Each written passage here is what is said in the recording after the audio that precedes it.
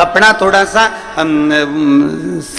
सस्ता रोए बार बार और महंगा रोए एक बार। कपड़ा अगर जोरदार लिया है ना तो उसका कलर नहीं निकलेगा, और अगर कपड़ा ऐसा ही ले लिया तुमने कि हाँ साहब हमें तो दे दो, हमें तो मेहमानी में देना है, हमें तो चढ़ाना है, जैसे कई माताएं होती हैं ना जब भागवत सुनने जाती हैं, अब यहाँ शिव पुराण पे तो कोई साड़ी वाड़ी का तो कोई क्रम ही नहीं रहता, माँ तो शंकर भगवान की कथा में कहाँ साड़ी वाड़ी का लफड़ा। भागवत जी में जब साड़ी चढ़ती है तो माताएं पहले घर में जो साड़ी आती है उस साड़ी में से सबसे अच्छी साड़ी होती है तो सास खुद रख लेती है, और अच्छी होती है तो बेटी को दे देती है, और थोड़ी सी वैसी होगी तो बहू को दे देगी, और अगर थोड़ी बहुत भी गड़बड़ निकली तो पैक करके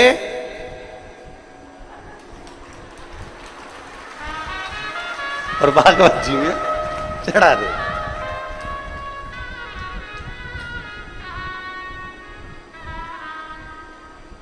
अब इनने बड़े जोरदार पल्लू मल्लू लेके साड़ी चढ़ा तो दी, पर इनके ध्यान में नहीं आया कि तुम इतनी जोरदार जोरदार पहने तो पंडित जी की लुगाई क्या कम पहने। अब तुम सोचो कि भाई अब अच्छी थी रख ली, गड़बड़ थी बेटी को दे दी, और गड़बड़ थी बहू को दे दी, और गड़बड़ थी तो पैक करके अरे बच गई रे भागवत गीता। और बचने के बाद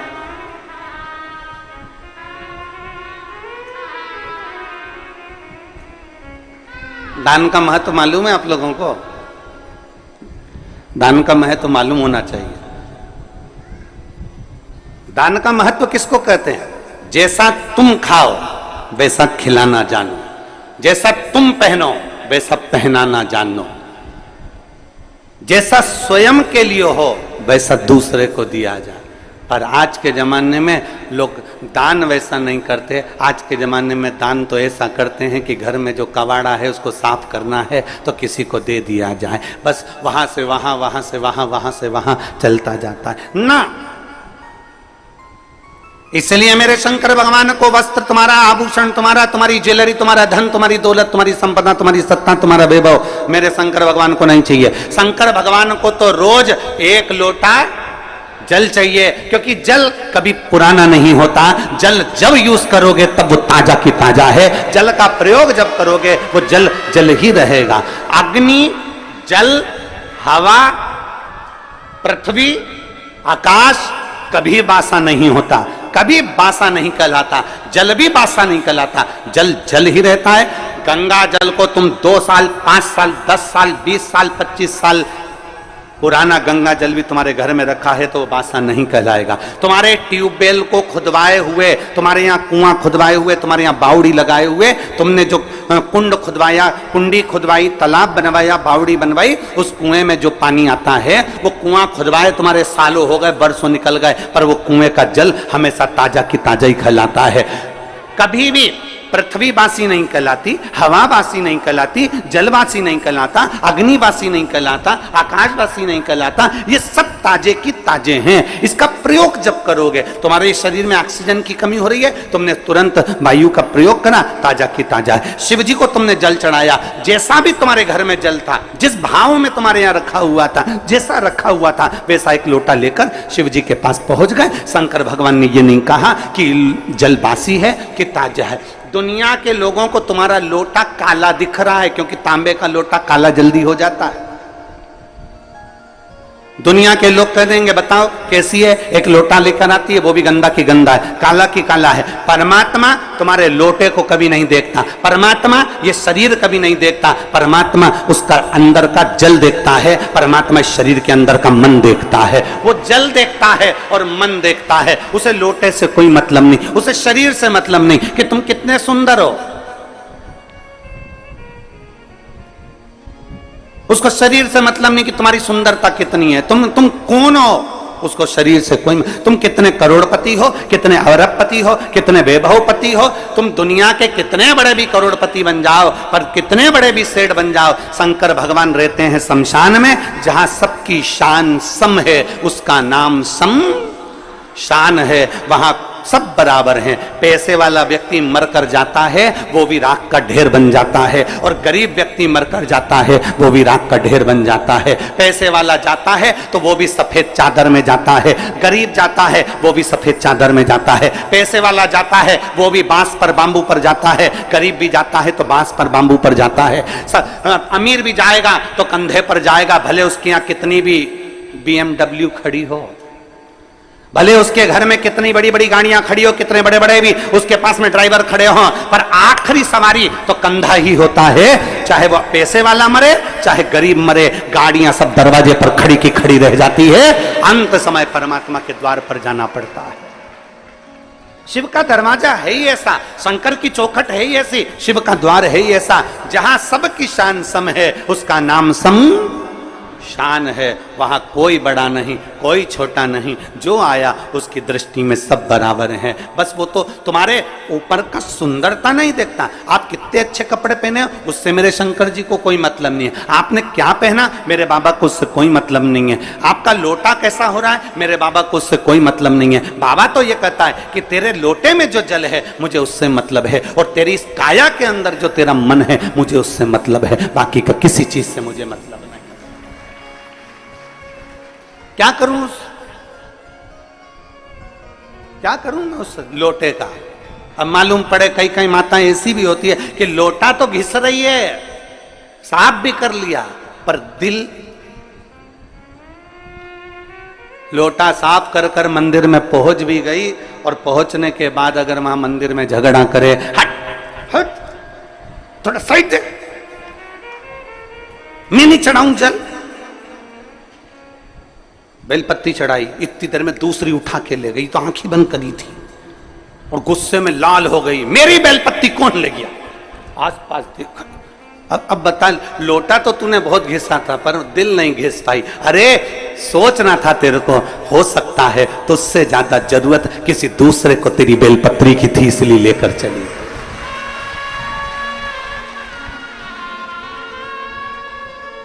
लोटा घिसने से क्या होगा, दिल भी तो घिसो, मन तो साफ करो, क्लीन करो, थोड़ा मन निर्मल करिए।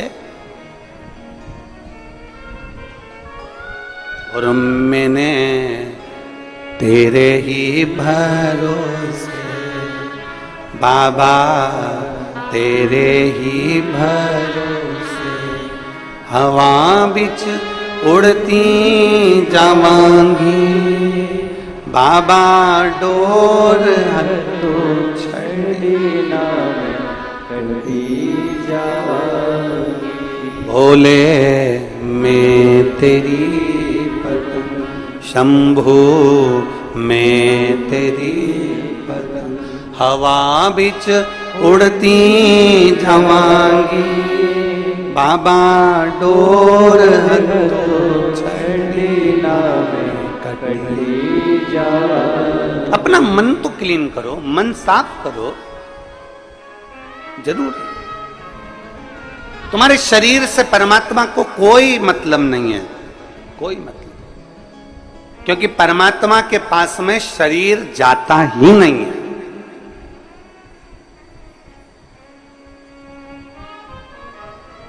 तुम्हारे कोई रिश्तेदार मरे हो और उनका शरीर ऊपर गया हो तो बता देना। जिसने खूब बादाम खाई हो, हर हफ्ते ब्यूटी पार्लर गई हो, उसका शरीर भी ऊपर नहीं गया। गया? अरे बोलो तो जम के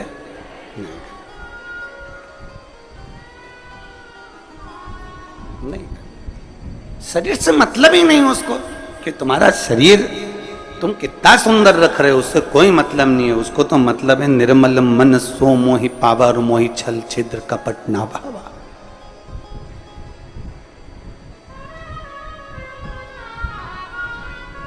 तीन चीजें हैं,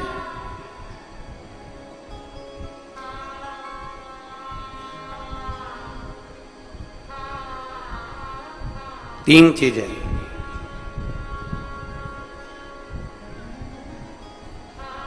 बचपन जो निकलता है वो लड़कापन में निकल जाता है।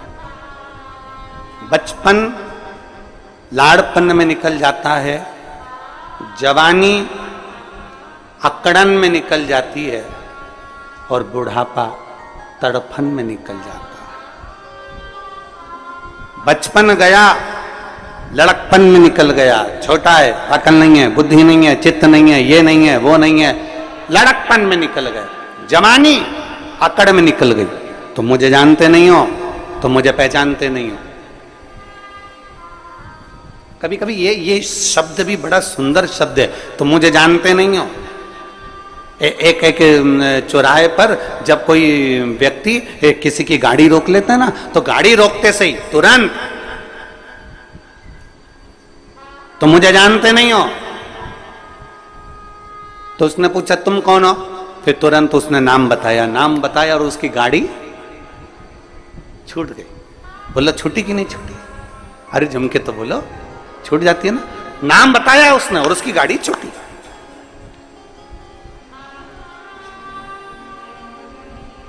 डॉक्टर को दिखाने जाओ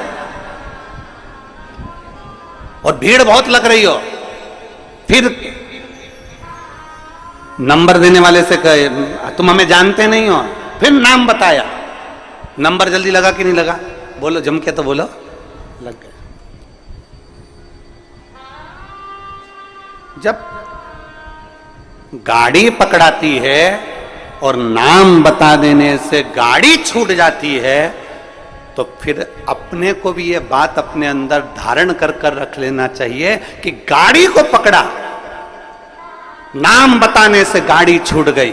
तो जब यमराज हमें पकड़े तो हमें भी शंकर का नाम बता देना है, तो हम भी छूट जाए। गाड़ी पकड़ी और नाम बताया तो गाड़ी छूट गई, तो क्या वो यमराज के सामने नाम बताओगे तो ना छूटोगे? और अंत समय प्रभु आना पड़ेगा, वचन दिया तो निभाना पड़ेगा। आए ना आए प्रभु कुटुंब कबीरा, अंत समय प्रभु आना पड़ेगा, वचन दिया तो निभाना पड़ेगा। और अंत समय प्रभु आना पड़ेगा, वचन दिया तो निभाना पड़ेगा। जब एक नाम बोलने से गाड़ी छोड़ दी जाती है, तो उस परमात्मा का नाम लेने से श्री शिवाय नमस्तुभ्यं, ओम नमः शिवाय, नमः शिवाय। जब राम नाम, कृष्ण नाम, शिव नाम, परमात्मा का नाम हम जब लेते हैं तो वो यमराज भी छोड़ देता, छोड़ना पड़ता है। मार्कंडे बाबा का चरित्र कहता है, मार्कंडे बाबा को केवल छोटी सी उम्र मिली थी और कह दिया उसके माता पिता ने शंकर जी को पकड़ ले, शिव जी को पकड़ा। आखिरी में शंकर का गुणगान कर रहे थे, नाम ले रहे थे और यमराज आ गया, छोड़ना पड़ा। नाम का असर बड़ा होता है। जैसे ही फोन लगाया, नाम दिया कि किसकी गाड़ी, नाम सुना, छोड़ दी गई। तो परमात्मा का नाम लोगे तो यम की कैद से भी छूट जाओ।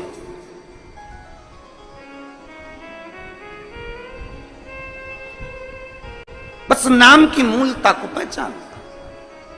इसलिए तो तुलसीदास बाबा ने अपने सुंदर वचनों में लिखा, तुलसीदास जी ने अपने वचनों में कहा, कलयुग केवल, जम के बोलो जरा, कलयुग केवल नाम धारा। नाम, उन्होंने कलयुग में यह नहीं कहा कि राम धारा की, कृष्ण धारा की, शिव धारा की, यह धारा। उन्होंने कहा कलयुग केवल नाम धारा। तुम्हारी मर्जी पड़े तो राम बोलो, तुम्हारी मर्जी पड़े कृष्ण बोलो, तुम्हारी मर्जी पड़े शिव बोलो, तुम्हारी मर्जी पड़े दत्त बोलो, तुम्हारी मर्जी पड़े देवी बोलो, तुम्हारी मर्जी पड़े कुल देवता का नाम लो, तुम्हारा जो मन पड़े वो नाम लो। पर कलयुग में नाम जरूर लो, क्योंकि कलयुग का सार तत्व केवल नाम से है, परमात्मा के भजन से।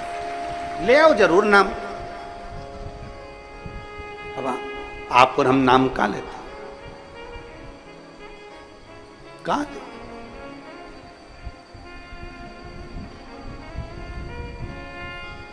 एक पत्र है,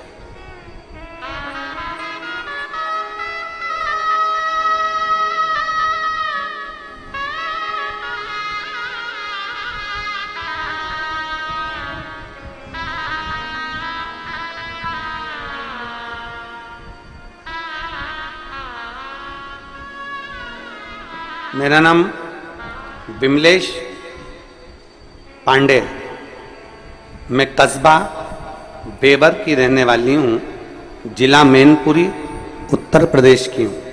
मेरा मोबाइल नंबर ये है, कहीं बैठी हो तो हाथ हिला सकती हैं। मेरा नाम विमलेश पांडे, मैं कस्बा बेबर की रहने वाली हूँ, जिला मैनपुरी उत्तर प्रदेश।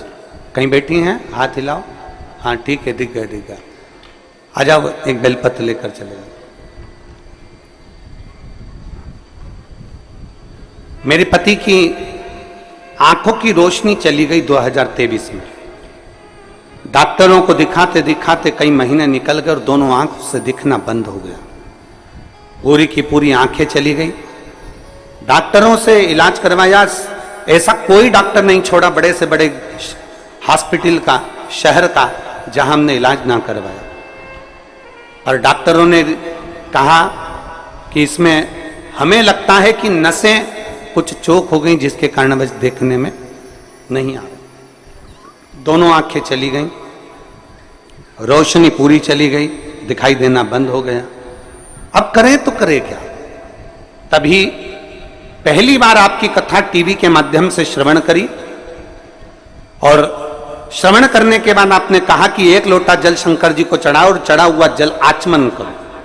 हम उस जल को आचमन ना करते हुए हमारे पति की आंखों में कपड़े को गीला कर कर वो आंखों पर लगाना प्रारंभ कर दिया। मंदिर से एक बेलपत्र लेकर आते, उस बेलपत्र को पति को खिला देते, जल पति की दोनों आंखों में पट्टी जैसा लगाना प्रारंभ करा। जब डॉक्टरों ने कह दिया इसका कोई भरोसा नहीं है कि कब आएगी, और हमने फिर भगवान शंकर पर भरोसा करना प्रारंभ करा। 1-1.5 महीने तो आंखें नहीं आई, 2 महीना निकल गए, आंखें नहीं आई। तब हमने शिव के मंदिर जाना नहीं छोड़ा, पशुपति व्रत करना नहीं छोड़ा, और बाबा का क्या गुणगान करूं गुरुदेव। फिर हमने विचार करा कि आंख की रोशनी तो आई नहीं रही। फिर हमने अपने पति को लेकर सीहोर कुबेरेश्वर धाम पर आ गए, और अपने पति को लेकर यहाँ कुबेरेश्वर धाम पर आए। यहाँ से हमने रुद्राक्ष मांगा, और रुद्राक्ष लेकर हम चले गए। तांबे के कलश में उसको गलाते, शिव जी को जल चढ़ाते, वो रुद्राक्ष का जल अपने पति को पिलाते और आंखों में लगाना प्रारंभ करा। आज मेरे पति की ये 2024 में आंखें वापिस आ गई। मैं बाबा को धन्यवाद देने के लिए आई हूं। ये शिव तत्व है, एक शिव और शिव की उदारता।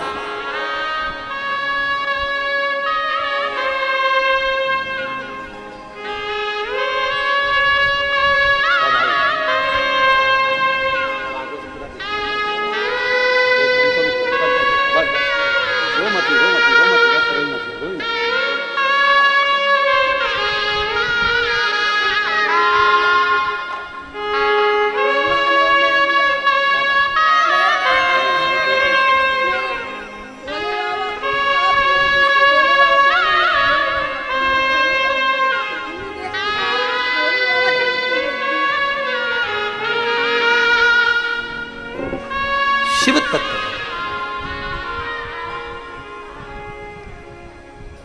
डॉक्टरों ने मना कर दिया था कि आंखें वापस नहीं आएगी। मैं अपने पति को लेकर, उन्हें दिखता नहीं था, धाम पर आ गई, रुद्राक्ष लिया, लेकर चली गई। बाबा की कंकर शंकर पूजन कर कर गई, और बाबा ने मेरे पति की आंखों को वापस दे दिया। ये शिव तत्व, योग घड़ी, एक विश्वास हमारे भीतर शिव के प्रति, शंकर के प्रति। आप सीहोर वाले महाराज जी से मिलने के लिए नहीं आए हो, ना सीहोर वाले महाराज से आपका कोई रिश्ता है, ना संबंध। एक संबंध सीहोर वाले महाराज से जरूर है कि आप मेरी बहन हो, मैं आपका भाई हूं, और पुरुष जितने हैं वो मेरे जीजा हैं, और मेरी बेटियां, मेरे बेटा, मेरी माताएं, सब मेरे रिश्ते। पर खास रिश्ता तो आपका मेरे कुबेर भंडारी से है। वो रिश्ता कभी जिंदगी में समाप्त होने वाला नहीं। एक संबंध तुम्हारा शिव से जुड़े।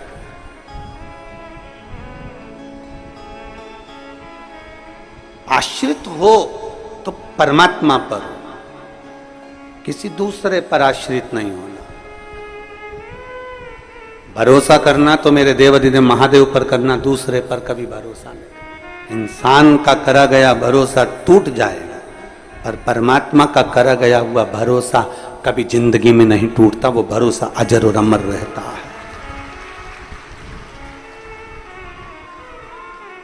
आपको लगता होगा कि कोई बहुत पैसे वाला है, बहुत करोड़पति है, बहुत धनपति है, बहुत वैभव है उसके पास में, तो बड़ा सुखी होगा। शिव महापुराण की कथा में माता पार्वती जी ने भगवान शंकर से कहा, भोले बाबा आपका और हमारा विवाह हुआ है। एक लड़की जब किसी लड़के से विवाह करती है, शादी करती है, तो उसके मन में बहुत सारी तमन्नाएं होती है, बहुत सारी आस लगी होती है, बहुत आस रहती है उसकी। एक लड़की जब किसी लड़के से विवाह करती है तो उसके मन में यह आस होती है कि बड़ा घर मिलेगा, परिवार मिलेगा, पति अच्छा मिलेगा, सास ससुर अच्छे मिलेंगे, रिश्तेदार नातेदार अच्छे मिलेंगे, मैं जिस घर में ब्याह कर जाऊंगी मां भोजन की कोई कमी नहीं होगी, मेरे रहने के लिए अच्छा कमरा, अच्छा भवन, सब कुछ मिलेगा, बड़ा बंगला, बड़ा महल मिलेगा। पर भोले बाबा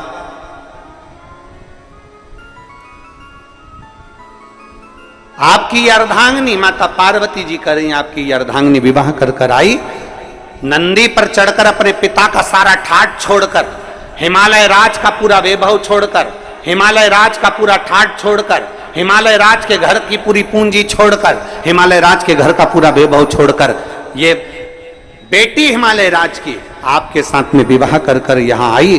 पर आपके यहां तो कोई ठाट है ही नहीं, आपके यहां तो कोई सुविधा है ही नहीं, आपके यहां तो यही शमशान पड़ा हुआ है, खुली जमीन पड़ी हुई है, बस जहां कैलाश पड़ा हुआ है, पूरे कैलाश में जहां चाहो वहां रह लो, किसी कंदरा में प्रवेश कर जाओ, किसी गुफा में जाकर भोजन कर लो, कंदमूल फल मिल जाए तो पा लीजिए और आराम से अपना आनंद पाइए। पूछा मेरे भोलेनाथ ने, पार्वती क्या चाहती हो, तुम चाहती क्या? पार्वती जी ने कहा, प्रभु कोई सुविधा तो होना चाहिए ना।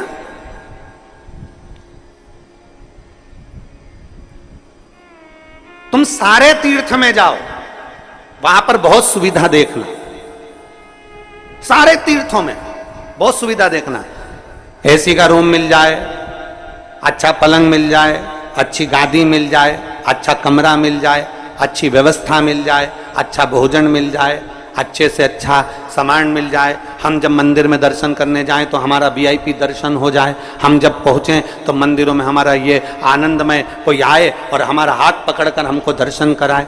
सब मंदिरों में तुम्हारे लिए वीआईपी व्यवस्था हो सकती है, सारे तीर्थों में तुम्हारे लिए वीआईपी व्यवस्था हो सकती है, सारी सुविधा तुम्हें वहां मिल सकती है। पर कुबेरेश्वर धाम जब भी आना तो ये मत सोच कर आना कि यहाँ सारी सुविधा मिलेगी, क्योंकि जहां सुविधा होती है वहीं दुविधा होती है, यहाँ सुविधा है जैसी वैसे प्राप्त हो जाती है। अधिक सुविधा में दुविधा होती है। यहां तो भोजन भी आपको बनाना है और खाना भी, अरे बोलो तो जम के, आपको ही है, कद्दू भी आपको ही काटना है और बनाना भी आपको ही है, रोटी भी आपको सेकना है और खाना भी आपको ही है, खिचड़ी भी आपको बनाना है, चावल बीनना भी आपको ही है, सब्जी काटना भी आपको ही है। और अंदर यही होता है, आप में से कई माताएं, कई भाई, कई बहन, कई बेटियां, कई बेटे आते हैं, सेवा करते हैं और कद्दू काट रहे हैं, सब्जी काट रहे हैं, कहीं रोटियां बना रहे हैं, कहीं कोई सेवा कर रहा है, कोई झाड़ू लगा रहा है, कोई मालूम पड़े नुक्ती तल रहा है, कोई मिक्सचर तल रहा है। हमारी भोजनशाला में एक भी हलवाई नहीं है, हमारी भोजनशाला में केवल आप आते हो, भोजन बनाते हो और चले जाते। जितने हो आप आते हो, भोजन बनाते हो, चले जाते। आप में से कोई बाहर से आता है, वो कह देता है कि हाँ हम भोजन बनाना जानते हैं, उनको बिठा देते हैं कि तुम नुक्ती तल लो। आप में से कोई आके कहता है हाँ हम तलना जानते, तो उसको मिक्सचर बनाने बिठा देते।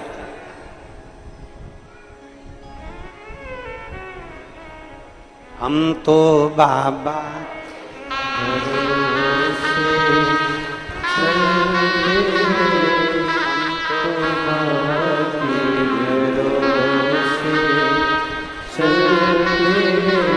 अगर सुविधा चाहिए तो यहां सुविधा नहीं, क्योंकि सुविधा जिसके पास में बहुत होती है, बहुत वीआईपी कल्चर में जो रहता है, बाद में वही दुविधा में रहता है। क्योंकि मालूम पड़े दरवाजे पर 4 लोग आए और निकल कर तुम दूध तक लेने ना जाओ, किसी को पानी पिलाने ना जाओ, तो घुटने में धीरे धीरे जंग लग जाती है, कमर में जंग लग जाती है, चलते नहीं बनता, फिरते नहीं बनता, काम नहीं बनता। आप में से ये जितने जजमान परिवार बैठे हैं, इसमें एक मुंबई का पंचाल परिवार भी बैठा हुआ है, खड़े हो जरा। ये दोनों ऐसे जजमान हैं कि जब से कुबेरेश्वर बाबा के धाम से जुड़े हैं, एक भी कथा ऐसी नहीं निकली जिसमें ये यजमान नहीं बने कुबेरेश्वर धाम के। और इन दोनों की आदत ऐसी है कि जैसे ही श्री शिवाय नमस्तुभ्यम बोलने का नंबर आएगा, ये दोनों जमीन पर बैठ जाएंगे और बाबा से विनती एक ही चीज की करते हैं, अगली कथा जब भी हो, बस बाबा अगला जजमान फिर तुझे बनाना। ये सोफे पर बैठ के, पलंग पे बैठकर श्री शिवाय नमस्तुभ्यम बोलते ही नहीं है, ये दोनों नीचे बैठेंगे जमीन, दोनों जमीन। और दोनों के पांव में प्रॉब्लम है, दोनों के पांव में दिक्कत। पर जितनी देर 5 बार हम 7 बार जो हम श्री शिवाय नमस्तुभ्यम व्यासपीठ से बोलते हैं, तब ये कहीं पर खड़े भी होते हैं ना, तो जमीन पर बैठ के बोलना चालू कर देते हैं। तो हमने इनसे एक दो बार पूछा भी, तुमको मिलता क्या ऐसा? तो क्या इस भूमि में कुछ चुंबक है, नीचे बैठकर जब बोला जाता है और बाबा से मांगा जाता है तो वो वापस खींच कर बुला लेता है। चुंबक। ये मुंबई से आते हैं, हर कथा में जजमान बन जाते, हर कथा, प्रत्येक।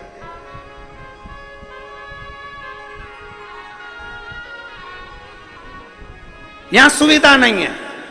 जिसको बहुत सारा राजसी ठाट चाहिए तो वो अपने घर से, अगर किसी को लगता हो कि हाँ हमको ये वीआईपी व्यवस्था चाहिए, तो अपने घर से एक बढ़िया गाड़ी तैयार करे, उसमें पूरी व्यवस्था लेकर पहुंचे। पर बाबा के यहाँ पर तो केवल एक चीज मिलती है, यहाँ कंकर और शंकर के सिवा कुछ नहीं मिलेगा।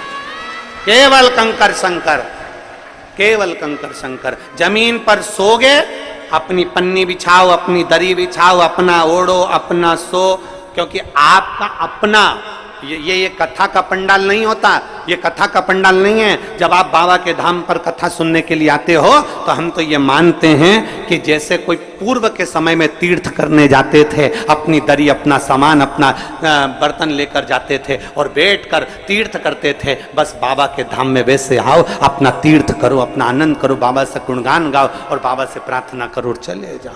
फिर वो धीरे धीरे धीरे धीरे धीरे धीरे तुमको कैसे बुलाएगा, कितने ठाठ से बुलाएगा, ये उसके ऊपर निर्भर।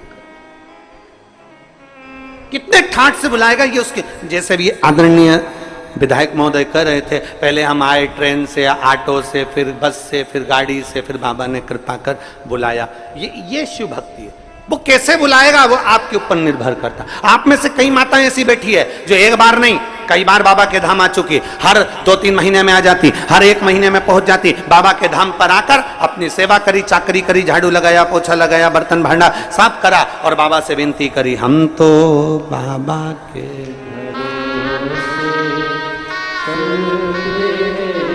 सुविधा में दुविधा। आप जितनी सुविधा में रहोगे उतनी दुविधा में रहोगे, जितनी सुविधा में रहोगे। तुम देखो, जितनी सुविधा में तुम रह रहे हो, एसी का रूम, डनलप का गद्दा, वीआईपी ट्रीटमेंट में रह रहे हो, उसके बाद में भी कमर में दर्द है, सारे डॉक्टरों का वीआईपी इलाज चल रहा है, तो भी तकलीफ पे तकलीफ चल रही है। मतलब सुविधा में दुविधा है। और जिसको सुविधा में दुविधा लग रही है, उसको स्मरण करना चाहिए कि आओ बाबा के धाम, थोड़ी मेहनत करो, थोड़ा परिश्रम करो, मेहनत। और जब हम बाबा के धाम में आकर थोड़ा सा परिश्रम करते हैं, बाबा से अपने दिल की बात कहीं बैठकर 108 बार श्री शिवा नमस्तुभ्यम जब हम कहते हैं, बाबा उसको स्वीकार कर लेते हैं। एक पत्र है,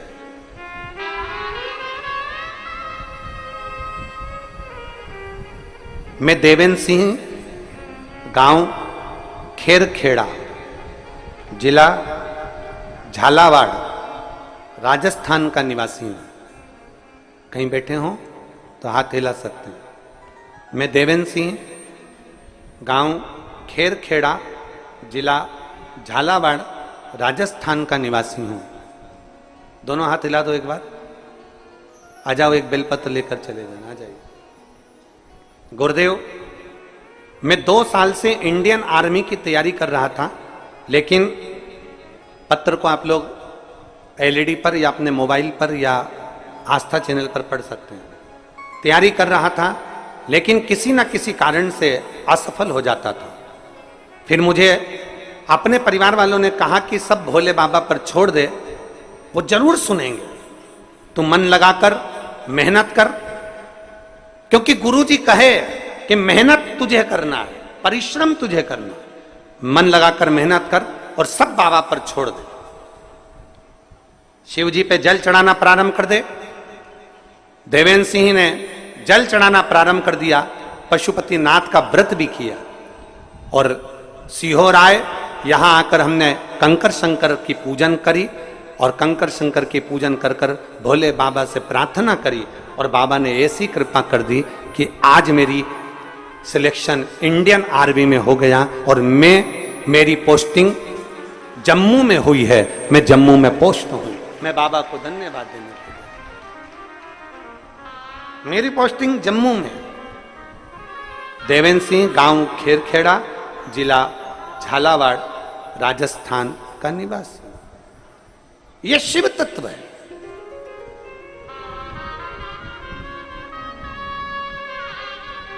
बस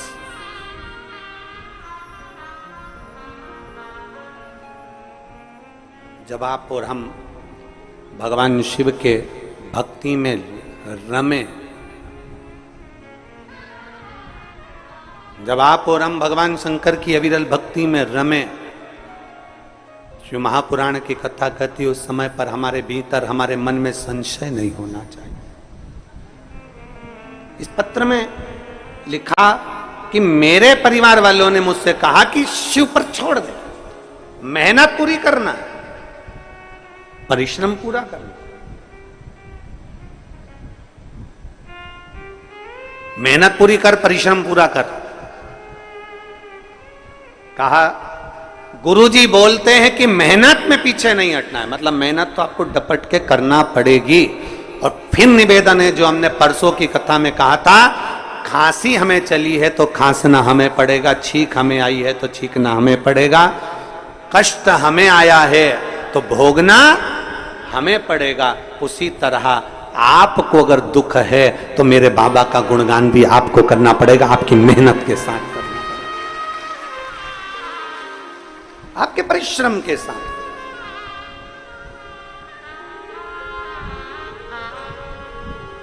वो कल परसों 2 दिन पहले बोला था,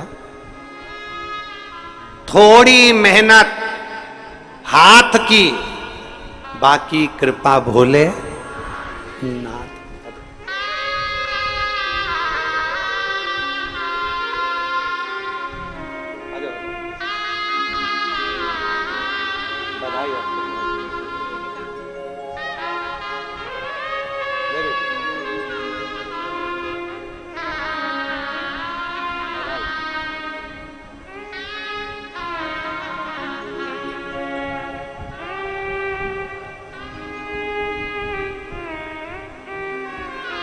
एक शिव के प्रति भरोसा, थोड़ी मेहनत हाथ की, बाकी कृपा भोले नाथ। मेहनत करो, परिश्रम करो, पीछे नहीं हटना।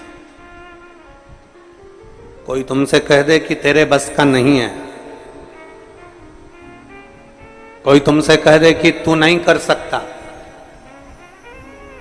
कोई कह दे तुमसे कि तेरी गवर्नमेंट जॉब नहीं लगेगी, कोई तुमसे कह दे कि तेरा इंटरव्यू में तू पास नहीं होगा, कोई तुमसे कह दे कि तू इस सब्जेक्ट में नहीं निकल सकता,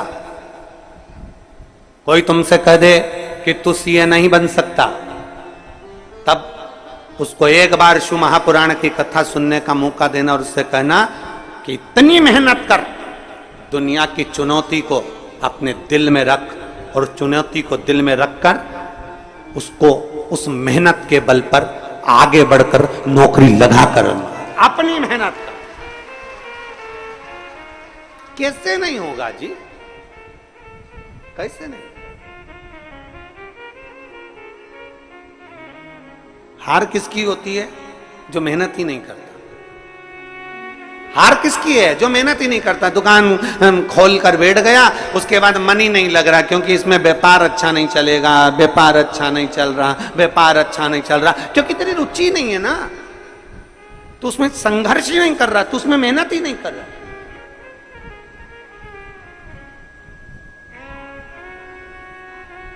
थोड़ा मेहनत करो, संघर्ष करो। आपका संघर्ष, आपकी मेहनत आपको कभी पीछे नहीं हटने देगी। थोड़ी मेहनत हाथ की, बाकी कृपा भोले नाथ की।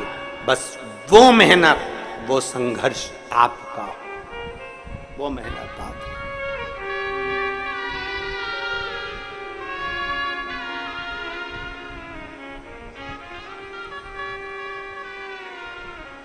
और महाराज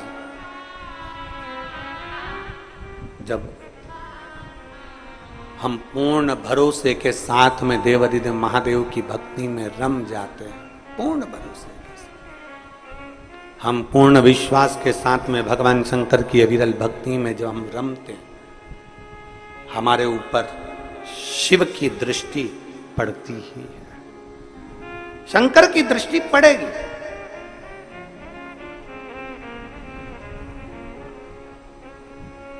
आप इतनी सारी माताएं बैठी हैं, आपके साथ अगर कोई बच्चा आया होगा ना, वो बच्चा जहां खेल रहा होगा ना, माँ कथा भी सुन रही होगी ना, तो उसका ध्यान अपने बच्चे पर जरूर होगा। बोलो तो जरा सही है कि गलत है? बच्चा अगर खेल रहा होगा तो माँ का ध्यान अपने बच्चे पर जरूर है। बच्चा कहां है? माँ का ध्यान उस पर है।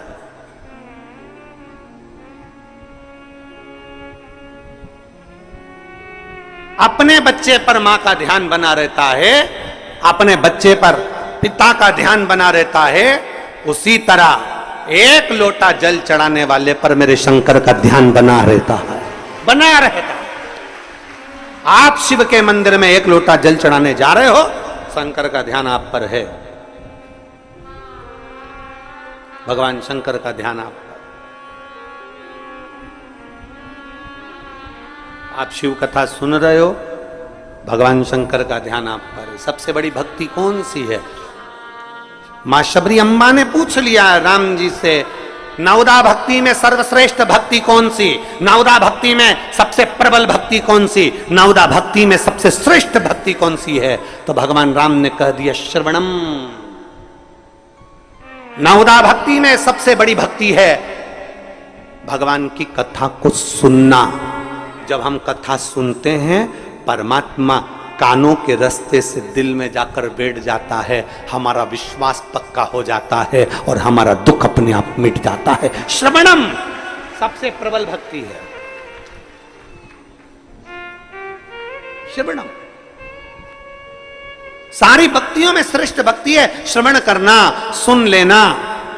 और आज के जमाने में सुनने का ही तो आदत नहीं है महाराज। आज के जमाने में सास कह दिए हम किसी की नहीं सुनेंगे, बहू कह देती है हम भी किसी की नहीं सुनेंगे, बेटा कह देता है मैं किसी की नहीं सुनूंगा, बाप कह देता है मैं किसी की नहीं सुनूंगा, भाई कह देता है मैं किसी की नहीं सुनूंगा, पोता पोती कह देते हैं हम किसी की नहीं सुनेंगे। तो क्या सीओर वाला महाराज सुनेगा?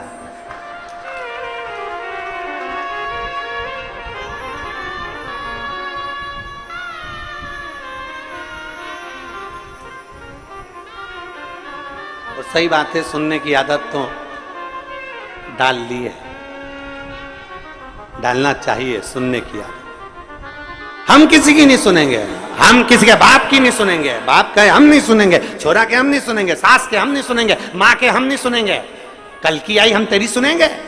और सास के मैं किसी की नहीं सुनूं, बेटा के मैं नहीं सुनूं, पोता के मैं नहीं सुनूं, पोती के मैं नहीं सुनूं, कौन सुनेगा? आज के समय में कोई सुनना नहीं चाहता। तो यहाँ राम जी कह रहे हैं सबरी अम्बा को सर्वप्रथम भक्ति, सबसे श्रेष्ठ भक्ति, सारी भक्तियों में श्रेष्ठ भक्ति है श्रवणम, कथा को सुनना, बातों को सुनना, श्रवण करना और अपने अंदर उतारना, ये श्रेष्ठ भक्ति है। जिसने कथा को सुनना प्रारंभ कर दिया, जिसने कथा में दिल लगाना प्रारंभ कर दिया, कथा को सुनते सुनते उसके अंदर विश्वास पक्का हो गया, तो उसके अंदर इतना विल पावर आ जाता है, इतना बल आ जाता है कि वो आखिरी में जीत ही जाता है, वो हारता नहीं। विश्वास।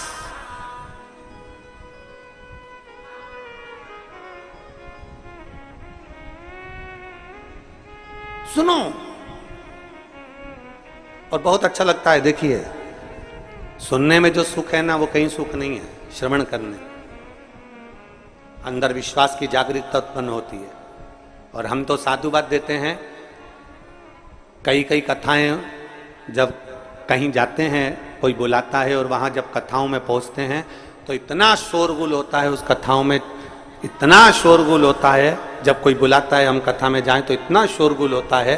पर आप लोगों को मैं नमन करता हूं कि लाखों की भीड़ आती है। अभी भी देख लो, 1 2 3 पंडाल खच भरे, उसके बाद भी एक सुई भी गिर जाए तो मालूम पड़ जाए, इतने साइलेंट होकर आप लोग कथा को श्रवण करते हो। इतने साइलेंट होकर आप कथा का रसपान ग्रहण करते हो, इतने एकदम शांत, एकदम शांत। श्रवणम, सुनो।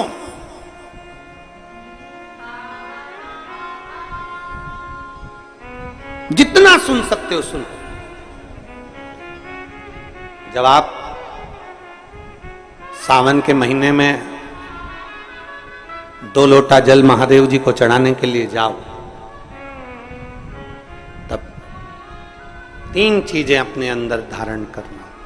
पहले नंबर का तो 2 लोटा जल जब घर से लेकर जाओ तो जरूरी नहीं कि दोनों हाथों में लेकर जाओ। एक लोटे के ऊपर दूसरा लोटा रखकर दूसरा हाथ से अगर कोई काम हो, पल्लू लेना हो या कोई कार्य हो तो कर सकते हो। नहीं तो तुम 2 लोटा हाथ में रख लो और पल्लू डाल देना सिर पे,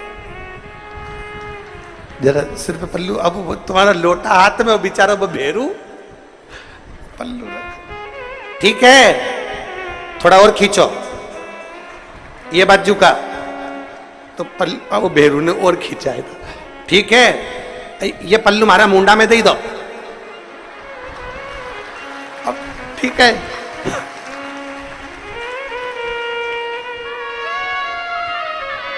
और थोड़ी दूर चली और याद आ गया, ओ बाप। इतने में भेरू ने कहा, क्या हो गया, क्या हुआ? वो हमारे फूल माला की पन्नी तो ही रह गई, जरा उठाओ, उठाओ जरा, ये ले, कमर में खोसी दो, खोचे कमर में पन्नी। और कैलाश पर्वत पे जाके रहूंगी, भोले को अपना। अब पति भी के अच्छा शंकर हुआ और अच्छा जल हुआ।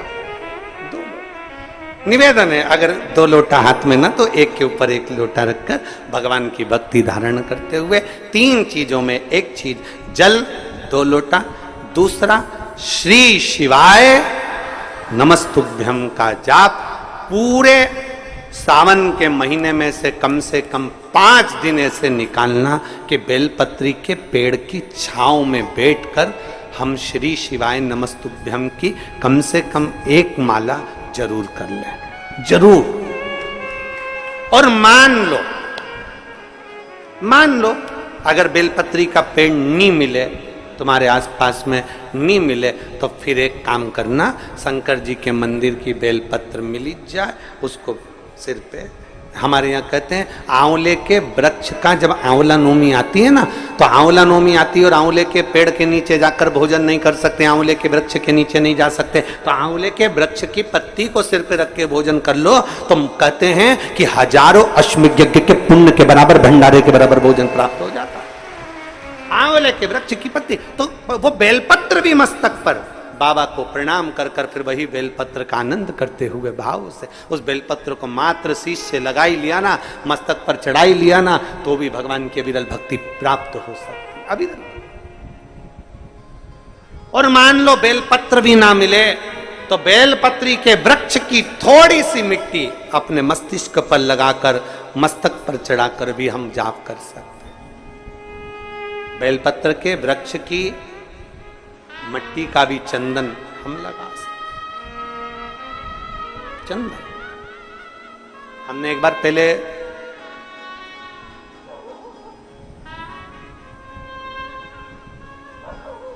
2019 में एक बात कही थी, आपके स्मरण में है कि नहीं वो पता नहीं हमको, पर हमने कहा था कि मान लो यदि कोई बहुत ज्यादा कार्य अटक रहा हो, बहुत ज्यादा कार्य अगर अड़ रहा हो, तो बेलपत्री के वृक्ष के नीचे की मिट्टी का भी अगर तिलक रोज लगाकर आप अपने कार्य के प्रति जाओगे तो 15 या 20 दिन में या 1 महीने में वो कार्य पूर्ण होता ही है। बेलपत्री के वृक्ष की मिट्टी चंदन के बराबर, चंदन। 3 कार्य में से एक कार्य बाबा को 2 लोटा जल, दूसरा कार्य बेलपत्री के वृक्ष के नीचे बैठकर भगवान शिव की मंत्र जाप करना, और तीसरा कार्य सावन के महीने में प्रयास करना कि एक वृक्ष बेलपत्री का जरूर लगाना जो वृक्ष बढ़ सके और आने वाली पीढ़ी के लिए आनंद करे। बेलपत्र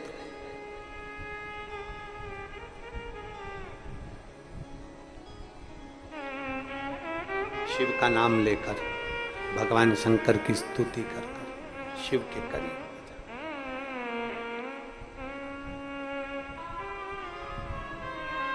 शिव को समर्पित कर,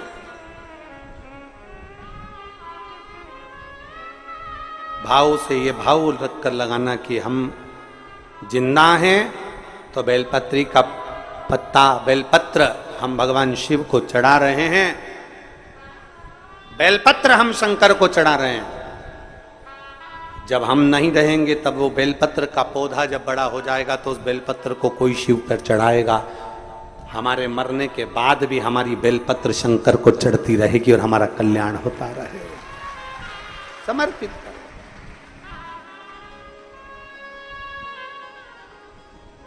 बाबा को समर्पित कर। 3 चीजें, एक सावन के महीने में 2 लोटा, जम के बोलो जरा, जल, सारी समस्या का हल। दूसरा, बेलपत्र के वृक्ष के नीचे श्री शिवाय नमस्तुभ्यम या पंचाक्षर मंत्र नमः शिवाय या षडाक्षर मंत्र ओम नमः शिवाय। परंतु पुरुष और स्त्री दोनों पंचाक्षर और षडाक्षर मंत्र को जरा समझना। अगर पुरुष नमः शिवाय ओम नमः शिवाय मंत्र का जाप कर रहा है तो पुरुष सीधे चालू करेगा षडाक्षर मंत्र से ओम नमः शिवाय ओम नमः शिवाय। पर स्त्री जब भी मंत्र का जाप करेगी तो पंचाक्षर से चालू कर